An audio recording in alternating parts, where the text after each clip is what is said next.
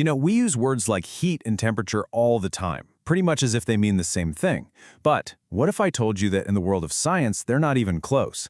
Today, we're going to untangle thermal energy, temperature, and heat. And I promise, by the end of this, you'll see why cold isn't actually a real thing. Okay, let's start with a bit of a puzzle. Picture this. You're in Death Valley. The air temperature is scorching, right? But the sand feels so much hotter, it could literally burn your feet. How is that even possible? I mean, they're in the same place, so they should be at the same temperature, shouldn't they? Well, the answer to that little riddle is the key to everything we're about to talk about. To figure out that burning hot sand, we need to zoom in, way in. Because everything, the air, the sand, you, me, it all comes down to this invisible world of tiny particles that are just constantly moving around. This is where our story really begins. So, our first big idea is something you just got to accept. At the tiniest atomic level, everything is in motion, all the time. I know it sounds weird when you're looking at, say, a book that's sitting perfectly still on your desk, but if you could zoom in with a super-powered microscope, you'd see it's made of particles just vibrating with energy. Now, this constant movement looks a little different depending on what you're looking at. In a solid like that book, the particles are kind of locked in place, just vibrating. In a liquid, they've got a bit more freedom to slide past each other. And in a gas, like the air, they're just zipping around all over the place. But here's the crucial part.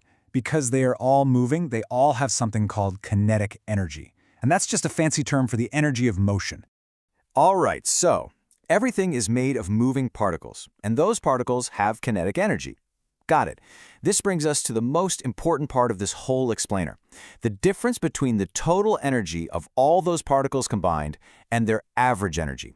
This is where we finally define thermal energy and temperature. First up, we've got thermal energy. Think of this as the total kinetic energy of all the particles in something. You'd have to add up the energy from every single one of those vibrating, sliding, and zipping particles. And since particles are always moving, every single object, yep, even an ice cube, has thermal energy. Okay, now for temperature. Temperature is the average kinetic energy of those particles. It's not the grand total, it's more like the average speed of the dance. This is what a thermometer is actually measuring, and it's what our bodies feel as hot or cold. When those particles are moving faster on average, the temperature is higher. Simple as that. So let's put that side by side. Thermal energy is the big total. It cares about how fast the particles are moving and how many of them there are. But temperature? It only cares about their average speed. And this is huge because it means you can have something with a massive amount of thermal energy, but not necessarily a high temperature. Which, you guessed it, brings us to a next point. So this leads us to our third big concept, why size, or really mass, is so important. And to really get this, let's explore what I like to call the orange juice paradox. Okay, question for you. You've got two bottles of orange juice, one small and one large. You take them both out of the fridge, and you stick a thermometer in each. They are the exact same temperature. So, which bottle has more thermal energy? Think about what we just learned. Total versus average. The answer? It's the large bottle. It has way more thermal energy. Now, how can that be? Well, while the average energy of the particles, the temperature, is the same in both, the larger bottle just has more juice.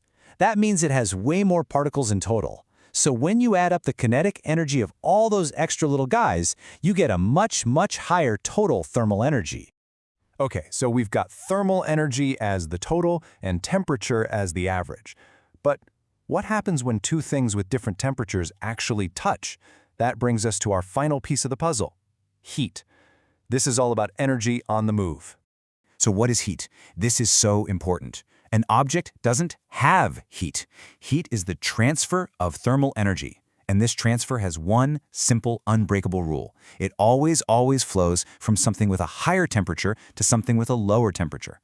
When you hold a warm cup of coffee, that feeling of heat is just thermal energy transferring from the cup into your colder hand. And the process is pretty simple. It all starts when there's a difference in temperature.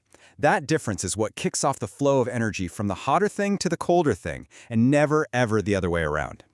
This keeps happening until they both reach a balance, what scientists call equilibrium, where they're at the exact same temperature. Now for the fun part. Let's put all three of these ideas together with a perfect example from everyday life. Let's talk about how ice actually makes your drink cold. It's a fantastic case of cooling something down by, believe it or not, heating something else up. Okay, this might just blow your mind. We always say the ice cools down the soda, but that is not what's happening. The soda has a higher temperature, right? So its thermal energy flows out of the soda and into the colder ice. Your warm soda is literally heating the ice. And as the soda loses that thermal energy, its temperature drops.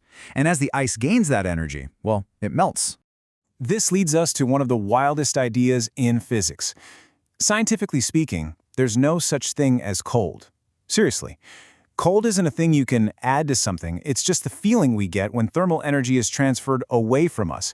It's the absence of that energy transfer, not a thing in itself. So let's just lock this in one more time. Thermal energy, that's the total energy of all the particles. Temperature, that's their average energy, what we feel as hot or cold. And heat, that's not something you have, it's the transfer of energy, which only goes one way, from hot to cold. And that leaves us with one final brain teaser. We now know that heat naturally only flows from a warm place to a cool place. So how in the world does an air conditioner or a refrigerator work? How does it break that fundamental rule to make the inside of a box colder than the room around it? I'll let you chew on that one. Thanks for joining me on this one.